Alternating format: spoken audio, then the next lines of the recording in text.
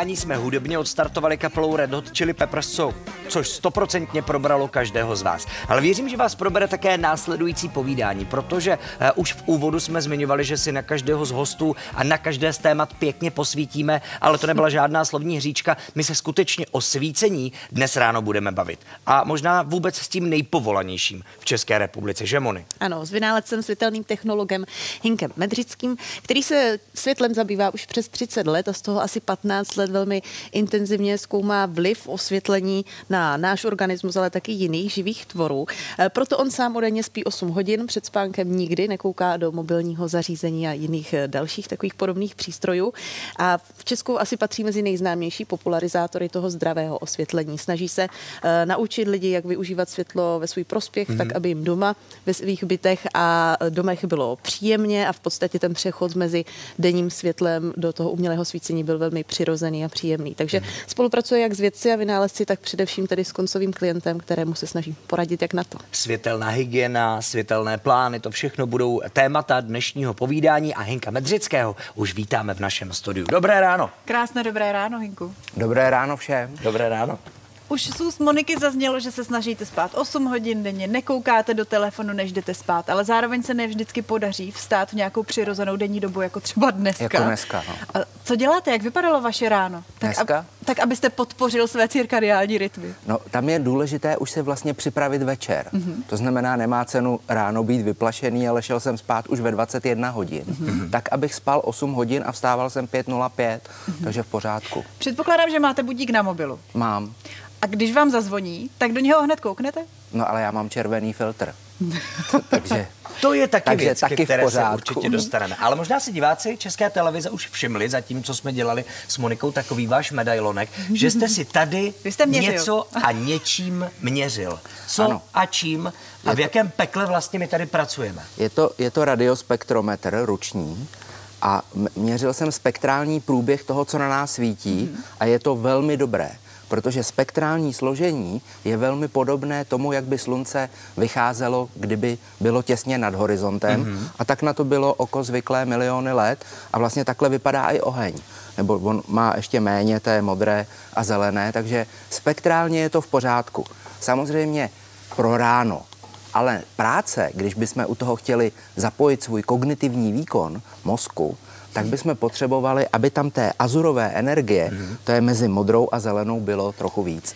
Takže, aby to bylo zdravé v těchto světelných podmínkách, které jste nám teď ukázal, naměřeny, a bychom měli pracovat jak dlouho? Dobré ráno trvá 2,5 hodiny.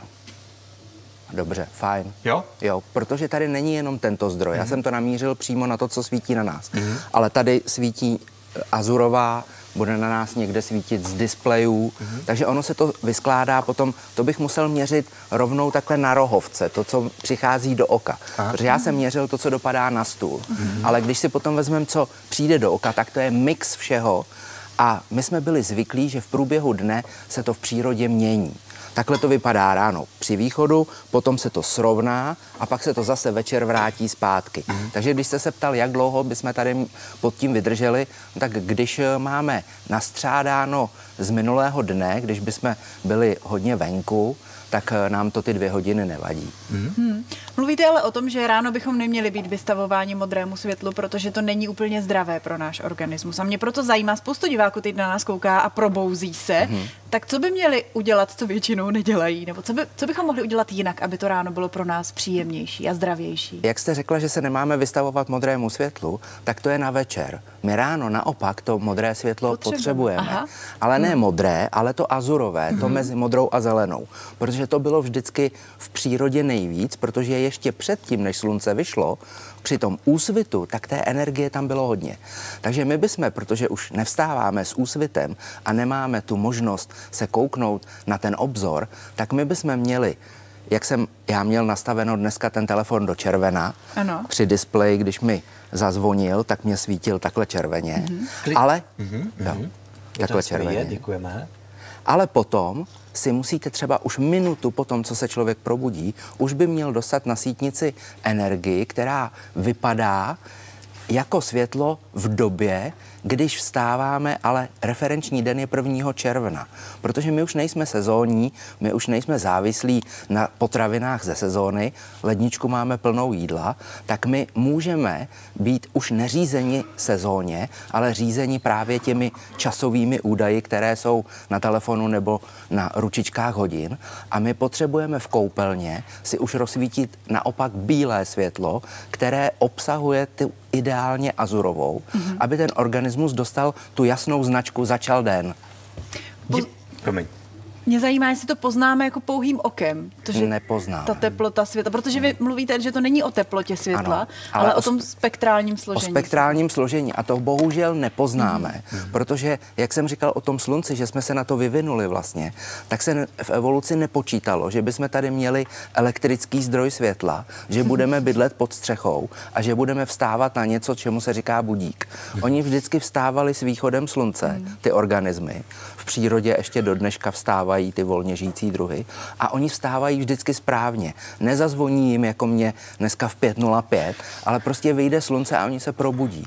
Takže my si vlastně 140 let trošku narušujeme náš cirkadiální rytmus, toho našeho dirigenta, kterého máme tady v hlavě a byl popsán až po roce 2003, takže proto to nevíme a žádná zpětná vazba tam nebyla vytvořena. Jaký vliv to má vlastně na naše zdraví a jaký je rozdíl mezi těmi světly, které už zazněly, modré, žluté, bílé, to všechno s Hinkem Medřickým dnes ráno ještě probereme. Tak nikam neodcházejte. Který sebou přinesl také velmi chytré měřící zařízení, které nám řeklo, jaké spektrální složení máme tady v reflektorech ve studiu. Jinku, a vy jste říkal, že to je přesně to světlo, které je na tom zapadajícím slunci nebo ohni, že tam máme hodně té červené složky. Na kdy je tedy vhodný takový druh světla? Na jakou denní dobu? Právě, že my nemůžeme říct o nějakém světle, že je špatné, ale my ho jenom používáme ve špatnou dobu. Takže to světlo, které teď na nás svítí, to znamená, že je tam nejvíc těch dlouhých vlnových délek, těch červených, tak to je nejlepší při západu už při přípravě na spánek. Ale my, protože jsme teď ráno, tak bychom měli používat světlo, které bylo v době, když už bylo po východu slunce, protože potřebujeme, aby nám dobře fungoval náš mozek. Takže my teď potřebujeme už bílé světlo. Takže proto my nefungujeme, protože máme uspávací světlo. Jo, takže to je chyba osvětlovačů. Ale není, ne. Máme se na co vymluvit. Ale my tady máme tu krásnou azurovou, která nám jde z těch panelů, a to je tady ta modrá, respektive azurová. Na druhou stranu, tady na kameru číslo 3, aby si to je diváci všimli taky. Tato část, tento malý pík, tak to je vlastně z těch panelů. Ano. A ono se nám to vlastně v oku všechno smíchává, ale ty jednotlivé receptory, oni poznají ty vlnové délky, takže proto to spektrum je mnohem důležitější než třeba údaje na krabičce těch žárovek, které si lidé kupují v obchodech, tak vlastně by tam mělo být radši to spektrum, protože jenom ty čísla, tak třeba o tom, že je to takhle teple bílé to světlo, tak to říká teplota chromatičnosti, které jsou v kelvinech, to je velké K. Takže v tom obchodě, když si člověk vybírá světlo na den, tak by to mělo být to číslo kolem 4000 Kelvina, ale večer už 2700. Jenže tady bych vám mohl oponovat a vy byste mě potom určitě dal za pravdu, protože to je právě vaše práce, že taky záleží na tom, kterou žárovku do které místnosti, ať už ve firmě nebo v našem domově máme. Ale to je taky samostatné téma, které ještě probereme. Můžu? Jo. Ještě navázat na ten spektrometr. Protože vy jste mluvil o tom, že tady máme dobré světlo. Jaké světlo je v mobilním telefonu? Protože se často mluví o tom, že právě z televize nebo z mobilu na nás svítí to modré světlo a je to nevhodné před spaním. Je to nejjednodušší, je to změřit. Takže vezmeme tomu se shodneme se, že to je bílá, že jo? Jenže bílá z mobilního telefonu vypadá takhle. Vlastně bílá neexistuje, bílá se nám složí v obrazových centrech a nám stačí, aby přicházelo do oka modrá, zelená a červená a tu bílou nám složí mozek. Jenže ta modrá je dobrá jenom v průběhu dne. Večer už ne. Takže večer bychom měli používat nějaký filtr softwarový, většina telefonů to má, a když to takhle zoranžoví, tak to potom spektrálně vypadá takto, že ta modrá významně klesá. Klesne i zelená, ale to je ještě málo. No výborně, jo, to je ono. Ale když se to potom těsně před spaním, už by se měl používat ten softwarový filtr úplně takhle do červená, aby právě ta modrá se úplně odstranila a zůstala tam jenom zelená. Pojďme trošku vyděsit diváky. Mobilní telefony už jsme si poměřili. Když to nebudeme mít dobře nastavený, ano. Když nebudeme využívat ty správné druhy světla v té správné denní době, jak to ovlivňuje náš organismus? To je ta zásadní informace. Obrovsky, protože světlo, ty organismy, všechny organismy, včetně člověka, se mohly na světlo, jak přicházelo z přírody, vždycky spolehnout. Protože to bylo vždycky stejné, miliony let. I když se střídala teplota, tak světlo svítilo vždycky stejně. A náš hlavní takzvaný Zeitgeber, to, co nás řídí, je světlo. Vždycky bylo ve dne světlo a v noci tma. Takhle se to střídalo pořád, jenže elektrické světlo nám to narušilo a my, jak jste správně říkal, my musíme používat ve správný čas to správné světlo. Takže přes den bychom měli používat to, které má všechny vlnové délky, od modré až po červenou, včetně azurové. Večer už té modré by mělo být méně, té modré, azurové, zelené, a v noci bychom měli používat jenom ty dlouhé vlnové délky. To znamená oranžovou, červenou, tak, aby jsme si nenarušili toho našeho dirigenta, protože narušení toho našeho cirkadiálního rytmu, tak to je drobný stres. A když víme všichni, že civilizační choroby jsou ze stresu. A i když je malý ten stres, ale dlouhodobý, tak může vytvořit týdny, měsíce, roky, tak může vytvořit to narušení, obrovské zdravotní problémy a už na ně máme název, jsou to civilizační choroby. No, o cirkadiálních rytmech si v dnešním Dobrém ránu určitě ještě povídat budeme. To je velké téma, které rádi otevřeme, tak si počkejte příjemnou atmosféru, ale my si teď budeme bavit o tématu, které možná není pro mnoho lidí tak příjemné na poslech, ale je důležité. Tedy o tom, jak světlo ovlivňuje naše zdraví a jak si možná sami sobě dost často škodíme. Naším hostem je Hynek Medřický, světelný expert a technolog. Hynku, Ondra se přiznal v minulém vstupu, že má problém, i když vstává velmi brzo na vysílání, večer usnout. Tak co může udělat on a i ostatní lidé, kteří mají podobný problém se spánkem, proto, aby se jim třeba podařilo usnout dříve? Spánková deprivace, to je syndrom 21. století a to je proto, že se nechováme správně se světlem. Takže my bychom potřebovali hlavně přes den být hodně venku na slunci. No a potom večer už to světlo ubírat tak, jako to bylo v přírodě. Protože v evoluci se nepočítalo, že 140 let tady budeme mít elektrickou energii a budeme si moct svítit i po západu slunce. Je to správně, my můžeme využívat technologie 20. století, to znamená elektriku. Ale musíme to dělat na časování tak, aby jsme si přes den prospívali a v noci neškodili. Jenže my sedíme, já jsem měřil, ne tady, ale v šatně. A tam jsou ještě zářivky. To je technologie druhé světové války, jenže bohužel to je ve většině škol. A když se to dneska vymění za tu novou technologii, tak tam jsou taky propady. A my musíme správně svítit ve dne, když už nejsme na slunci, protože 90% lidí tráví 90% času pod střechou. Takže my už nejsme venku na slunci a měli bychom chtít co nejvíc být na slunci, aby se nám to právě srovnalo, aby jsme večer dobře usínali a ráno hlavně spontánně vstávali a celý den se cítili neunavení. Já chodím na přednášky a tam zívají lidi už ve 2 hodiny odpoledne.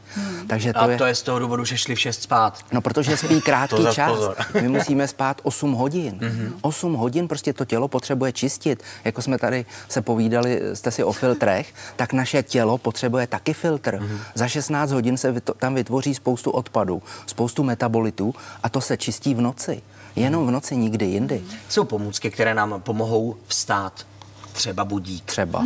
Jsou i pomůcky, které nám pomohou usnout, ale ty jsou nezdravé a na předpis. Co tedy může člověk začít dělat každý den se svými pracovními povinnostmi a všemi věcmi, které prostě musí nechtě dělat? Co může udělat pro to, aby se mu lépe usínalo?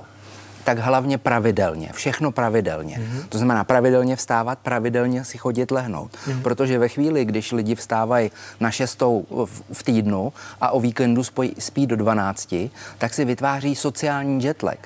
Příznaky jetlagu pocítí, aniž by opustili Českou republiku, aniž by opustili časové pásmo. Hynku, vy vstáváte v 6 i o víkendu? I o víkendu, no. Jak se probudím? Já vstávám spontánně. Dneska jsem si nařídil budík, protože bych asi v 5:05 nevstal.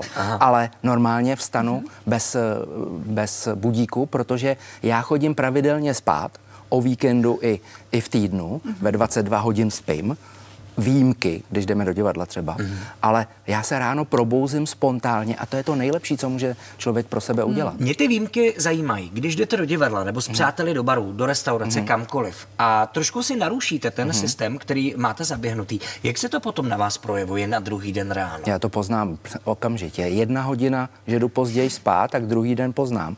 Protože já mám toho dirigenta, kterého máme všichni, tak já ho mám úplně vyladěného, takže já poznám už hodinu. Některý lidi nepoznají ani 5 hodin. Protože to takhle dělá. Je hodně rozladěnej, no. Teda. Ale my bychom si ho měli udržovat, protože to je ten, kdo nám řídí ty vnitřní procesy. A ten dirigent tam vždycky tikal správně, protože jsme byli řízeni světlem, do dneška jsme řízeni světlem, ale my se vlastně desynchronizujeme.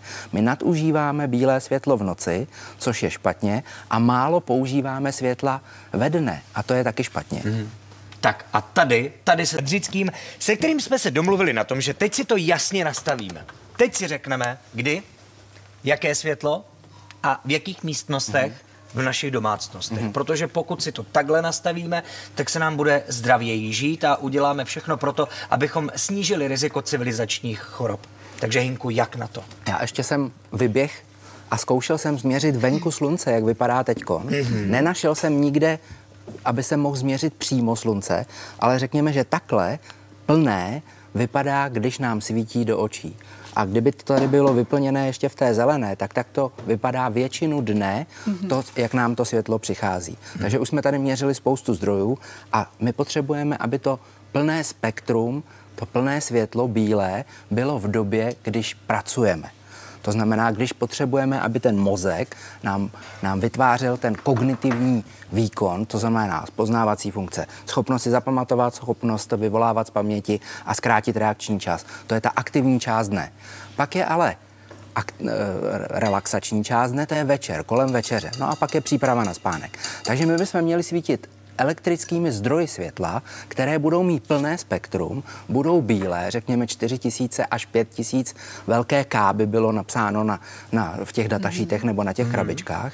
A je to bílé světlo, které nám podpoří právě ty kognitivní funkce. Ale večer už potřebujeme to číslo snižovat a ubírat ty krátké vlnové délky, stejně jako to bylo v přírodě. Takže bychom měli používat zdroje, které budou mít na té krabičce 2700 K a méně a 90 minut před spaním už někde kolem 1500 velké K těch kelvinů a méně. To znamená, už může být takové oranžové, jako je třeba kolem té obrazovky tamhle. No, Hinku, vy jste ale říkal, že to na první pohled nepoznáme, jak to s tím barevným spektrem světla je. No, bohužel ne. Tak jak se v tom zorientovat? Podle jenom pocitu, protože buď to můžeme jít takhle podle těch čísel a používat to v těch časech, anebo si můžeme říct, i když my pocit jako nemáme, protože třeba kolem jazyka máme receptory na sůl a ty tam nejsou proto, aby jsme si pochutnali dneska večer na bramburkách, až budeme koukat na televizi na nějaký seriál, ale proto, aby jsme nepili slanou vodu, protože v přírodě byly 2 vody, slaná a sladká. A bylo důležité evolučně, aby ty organismy nepily tu slanou.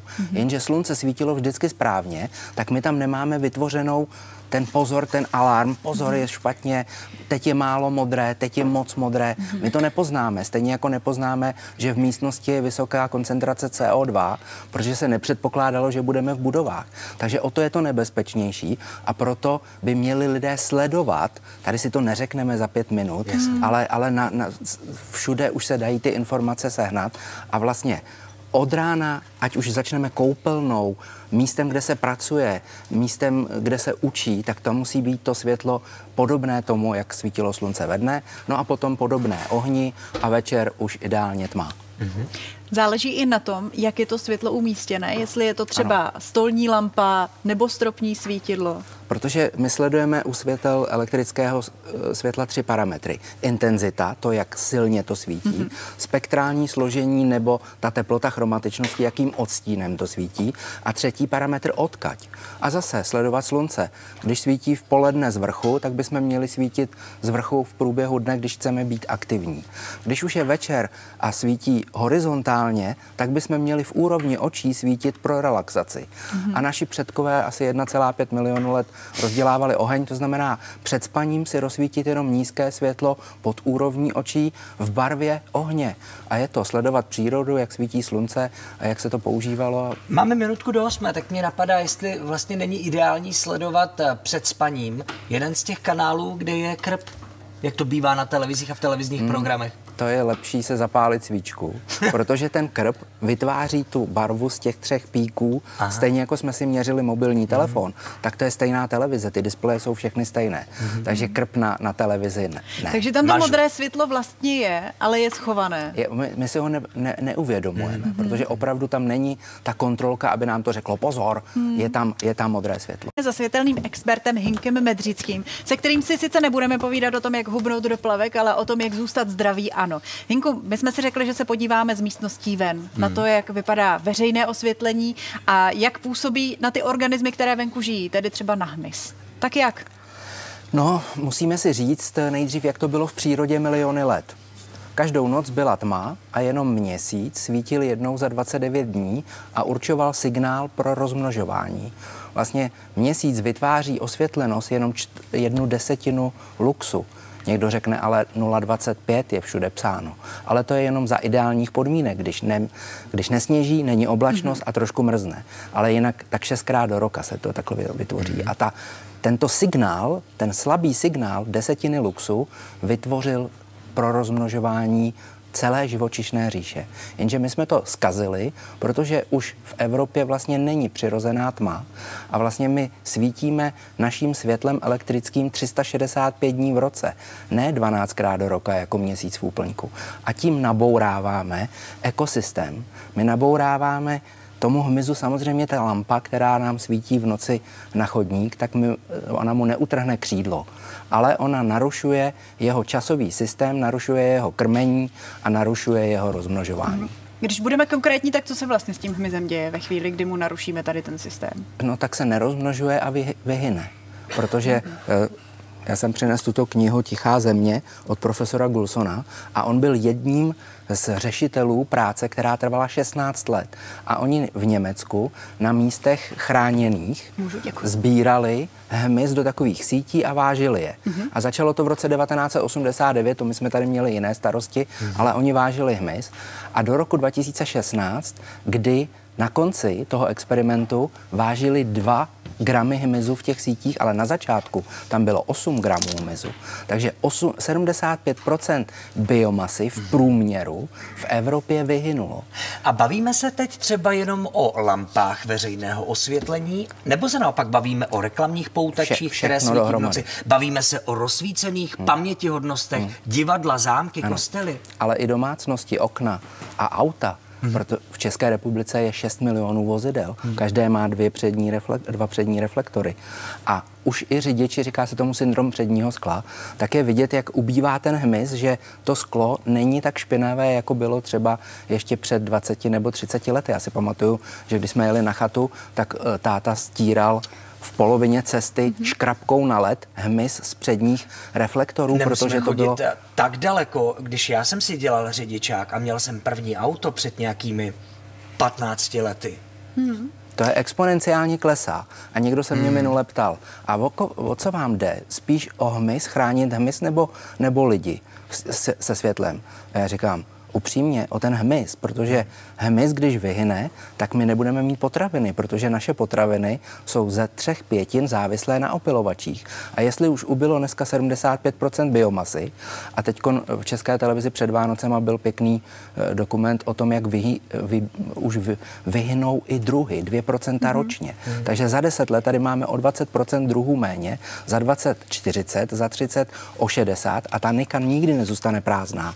Ta příroda to vždycky doplní, ale ta druhová pestrost se zničí a my vlastně skončíme jenom proto, že nebudeme mít potraviny pro lidi, kteří tady potom budou. V knize Tichá země, kterou jste přinesl, se píše, že se odhaduje, že množství světla, které noc co noc vyzařujeme, každoročně narůstá o 2 až 6%. Existuje nějaký způsob, jak zachovat to bezpečí lidí, protože auta v noci bez světel asi na cestu nevědou. Jak zachovat tady tu bezpečnost a zároveň třeba snížit ten dopad na hmyz, na tu říši bezobratlých? musíme svítit tak, aby jsme nenarušovali cirkadiální rytmus, jak hmyzu, tak ostatních volně žijících druhů.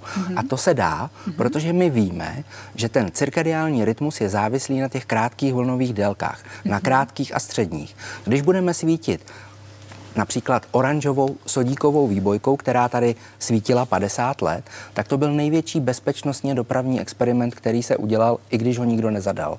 Takže svítilo se tady oranžovým světlem a všechno fungovalo. A teď se dává do přírody bílé světlo. Já když jsem jel včera sem, tak jsem měřil světlo, které je tady na silnici směrem k Líšni a spektrálně to vypadá takto. Takže ta modrá tam vůbec nikdy v noci nebyla.